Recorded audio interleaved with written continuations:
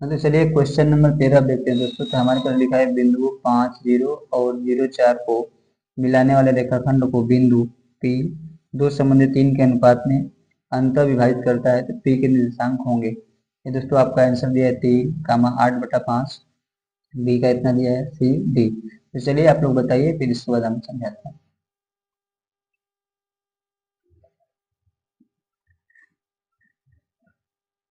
तो चलिए दोस्तों देखिए हमारे पास क्या क्या दिया है। हमारे पास एक बिंदु दिया है, बिंदु देखिए बिंदु दिया है।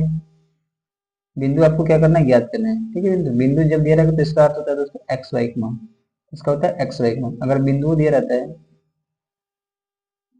तो समझ लीजिए ये होता है x1 y1 x2 y2। समझिए, अगर बिंदु लिखा रहेगा तो x और y का मान होता है यहाँ का मान, और बिंदु लिखा रहता है तो x1 y1 x2 y2 का मान। अगर अनुपात लिखा रहेगा तो समझ लीजिएगा आपका कि m1 संबंधी m2, या फिर ये संबंधी 1 होता है। समझ गया तीनों बार। अगर बिंदु रहेगा तो एक्स वाई, बिंदु रहेगा तो x1 y1 x2 y2, अनुपात दिया रहेगा तो m1 संबंधी m। हमारे पास सवाल दिया है 5 0, आगे लिखा है बिंदुओं। क्या लिखा है दोस्तों, बिंदुओं। बिंदुओं का मतलब समझ गया ना, x1 y1 x2 y2, और दिया है 0 और 4। ठीक है, चलिए इसके लिए एक फार्मूला होता है विभाजन सूत्र। नाम सुने होंगे विभाजन सूत्र का, विभाजन सूत्र।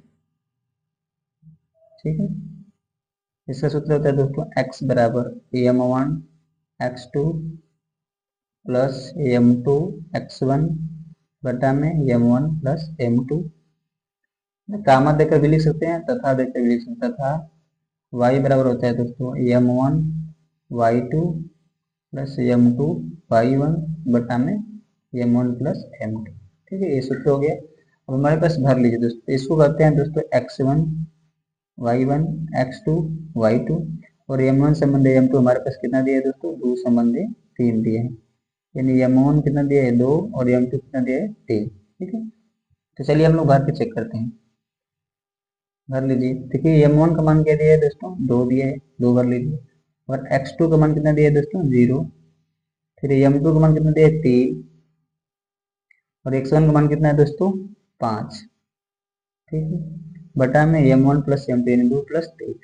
ठीक, इसको कर लीजिए हल, दे जाएगा 2, 2 में 0 गुणा होता है 0 हो जाएगा, तो इसका मतलब 3 5 15 हो जाएगा, बटा में 5 दोस्तों। ठीक है, 15 बटा में 5।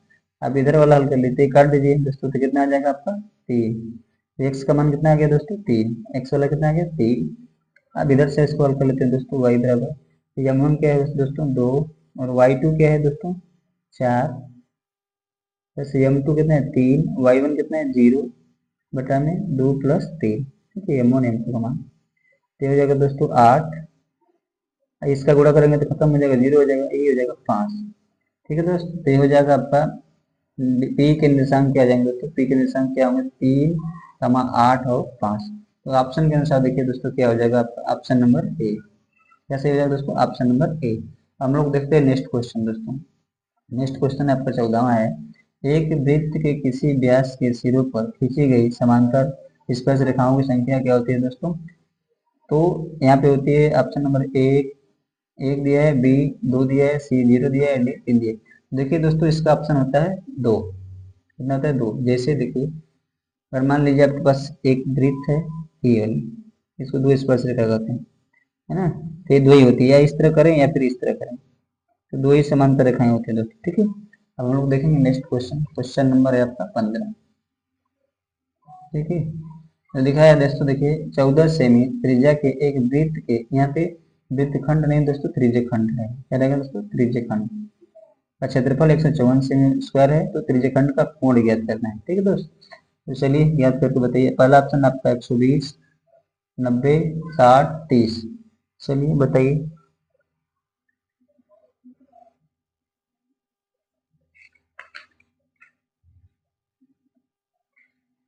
चलिए दोस्तों बताते हैं, हमको दिया है दोस्तों आर बराबर 14 सेमी। ठीक है, दिया आर बराबर 14 सेमी, और त्रिज्यखंड का कोण दिया है 54। त्रिज्यखंड का कोण दिया है 54, 154।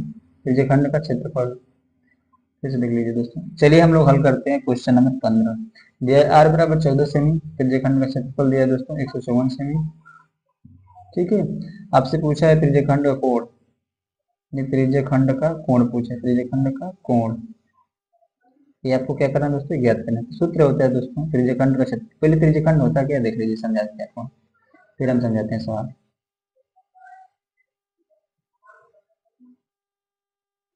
ठीक है, ये हो गया आपका एक वृत्त, ये हो गया आपका केंद्र बिंदु, ध्यान से यहाँ पे ओ ए पी बी।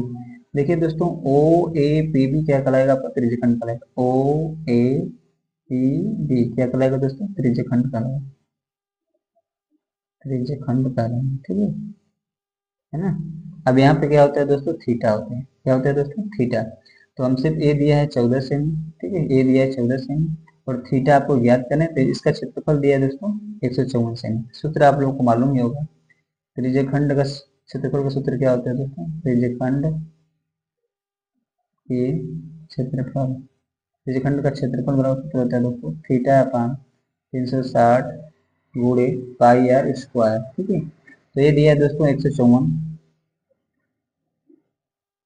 कितना दिया है 154 सेमी, बराबर थीटा आपको ज्ञात करना है, गुणे पाई का मान दोस्तों होता है 22/7, आर का मान दिया है दोस्तों 14 × 14, दो बार है ना, आर स्क्वायर तो दो बार लिखेंगे। आप काट दीजिए दोस्तों, 22×7 154 7 बार में, ठीक है, और यहाँ से काट दीजिए 7×2 = 14 2, ठीक है, फिर यहाँ से काट दीजिए 2, फिर हो गया दोस्तों यहाँ पे हो गया 3, 2×4 यानी कि 1 बराबर 4 थीटा बटे 360, ठीक है, तो 4 थीटा बराबर हो जाएगा दोस्तों 360, थीटा बराबर क्या हो जाएगा दोस्तों 360/4 यानी 90। ठीक है दोस्तों, कितना हो जाएगा दोस्तों 90। तो ऑप्शन कौन सा सही हो जाएगा दोस्तों, ऑप्शन नंबर बी आपका सही हो जाएगा। ठीक है दोस्तों, आप देखेंगे क्वेश्चन नंबर 16 है दोस्तों, कैप्सूल संयोजन होता है तो दो शंकुओं का, दूसरा ऑप्शन एक बेलन एवं दो अर्धगोलों का, एक बेलन एवं एक अर्धगोले का, एक बेलन एवं दो अर्धगोलों का। ठीक है, तो देखिए हाई ऑप्शन दोनों एक ही दे दिया दोस्तों, एक बेलन एवं दो गोला, एक बेलन एवं दो गोला, तो यही ऑप्शन सही हो जाएगा दोस्तों, एक बेलन और दो अर्धगोले का संयोजन से बनता है कैप्सूल। आप लोग देखे ही होंगे। ठीक है, जैसे मान के चलिए कि इस तरह हो जाएगा, इस तरह होता है,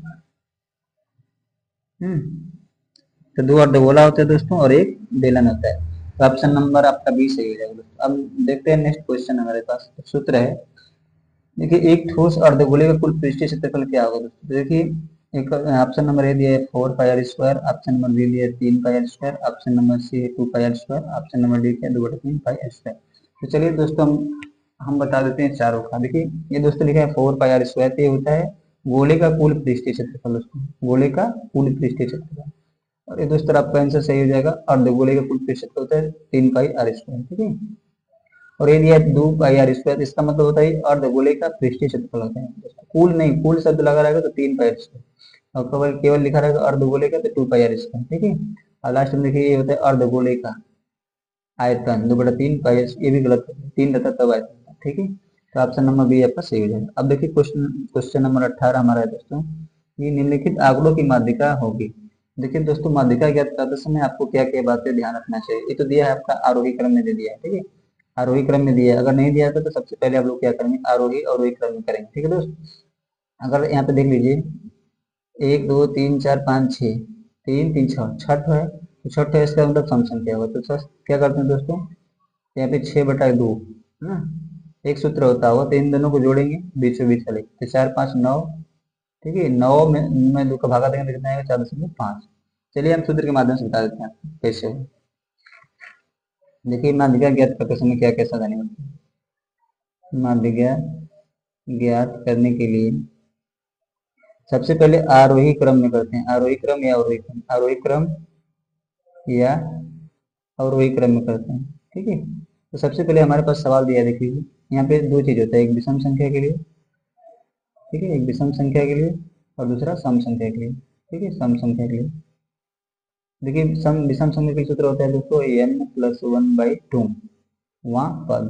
ठीक है, अब इसके लिए सूत्र होता है दोस्तों n/2 वे पद प्लस n/2 + 1 वे पद का मान। ठीक है, इसका होता है। ठीक है, लेकिन आप सन्नी के अनुसार हम लोग देखना है कि यहाँ पे क्या है दिया है सवाल हमारे पास, सवाल दिया है हमारे पास 2 3 4 5 6 7। देखिए दोस्तों ये पहले से आरोही क्रम में है, अगर नहीं रहेगा तो आप करेंगे आरोही क्रम में। जैसे मान लीजिए जैसे दिया था 7 4 3 2 5, हाँ तो 6, तो इसको आप लोग ऐसे करते हैं, ठीक है। आरोही क्रम में करते हैं या आरोही क्रम में करते हैं। उसके बाद गिनेंगे कि सम संख्या है कि विषम संख्या। देखिए देखो दोस्तों यहाँ पे सम संख्या है, तो 1 2 3 4 5 6, तो यहाँ पे देखेंगे 6/2 क्या हो जाएगा, 6/2 आप प्लस यहाँ पे 6/2 आप प्लस 1, ठीक है। तो ये हो जाएगा दोस्तों आपका 3 और प्लस 4, यानी तीसरा और चौथा पद हो जाएगा, ठीक है, तीसरा और चौथा पद। तो देखिए दोस्तों तीसरा पद क्या है 4 और चौथा पद क्या है 5। इन दोनों को जोड़ने के बाद बटा में 2 होता है इसको दोस्तों, तो फिर क्या होता है बटा में 2 होता है, ठीक है। तो इन दोनों को जोड़ने के बाद क्या हो जाएगा चौथा और तीसरा पद, यानी 4 + 5 बटा में 2 हो जाएगा 9/2, यानी 4.5। तो ऑप्शन नंबर आपका डी सही हो जाएगा दोस्तों। कौन सा सही हो जाएगा दोस्तों, ऑप्शन नंबर डी। अब देखिए दोस्तों आपका 19वां क्वेश्चन है, 1 से लेकर 9 तक की प्राकृतिक संख्याओं का समांतर माध्य क्या होगा। ठीक है दोस्तों, समांतर माध्य क्या होगा। चलिए समांतर माध्य कैसे ज्ञात करते हैं। समांतर माध्य को हम लोग औसत भी करते हैं दोस्तों। इसका सूत्र होता है कुल संख्याओं का योग बटे कुल संख्या, 1 से लेकर 9 तक, 1 से लेकर 9 तक। ठीक है, तक का मतलब सारी संख्या हो जाएगी, जैसे 1 + 2 + 3 + 4 + 5 + 6 + 7 + 8 + 9 बटा में गिन लीजिए 1 2 3 4 5 6 7 8 9, 9 संख्या हो गई दोस्तों, ठीक है। तो इसको जोड़ दीजिए तो क्या आ जाएगा, 3 3 6 14 10 15 15 6 21 21 21 7 28 28 30 30 36 36 44 45, कितना आ जाएगा दोस्तों 45, 45/9, यानी क्या आ गया दोस्तों 5। समांतर माध्य क्या आ जाएगा दोस्तों 5 हो जाएगा, ठीक है। तो देखिए ये होता है कुल संख्याओं का योग बटे कुल संख्या। थोड़ा सा और समझ लीजिए, लिखा होता है यही 1 से 9 के बीच, जब बीच लिखेगा तो दोनों संख्या छोड़ देते हैं 1 और 9, तो क्या होता है दोस्तों 2 3 4 5 6 7 8 तक होता है, ठीक है। अगर तक लिखा रहेगा तो पूरा होगा, नहीं लिखा रहेगा तो बस 1 से लेकर 9 तक बीच होगा तो पहली और आखिरी संख्या छोड़ देते हैं। इस तरह का भी पूछ सकते हैं आपसे, ठीक है। 1 2 3 4 5 6 7, तो 7 संख्या होंगी, पहले इस तरह क्या होगी 9, इस तरह क्या हो जाएगी 7। तो इस तरह भी पूछेगा तो आप समझ लीजिएगा इस तरह होगा। तो ऑप्शन नंबर लास्ट क्वेश्चन हमारा है क्वेश्चन नंबर 20। लिखा है कि एक अधिवर्ष में 53 सोमवार प्राप्त करने की प्रक्रिया क्या होगी दोस्तों। एक अधिवर्ष में 53, दोस्तों 53, इसका मतलब अधिवर्ष को हम क्या कहते हैं दोस्तों, लीप वर्ष कहते हैं। क्या कहते हैं दोस्तों, लीप वर्ष। तो दोस्तों एक लीप वर्ष में 366 दिन होते हैं, कितने होते हैं दोस्तों 366 दिन होते हैं। इसका मतलब कि 52 सप्ताह, ठीक है, और 2 दिन, ठीक है। इसका मतलब क्या आ जाएगा दोस्तों 2/7, आंसर क्या आ जाएगा दोस्तों 2/7। तो ऑप्शन नंबर बी आपका सही हो जाएगा, ठीक है दोस्तों। अब हम लोग नेक्स्ट वीडियो में नेक्स्ट सेटअप सेट करेंगे।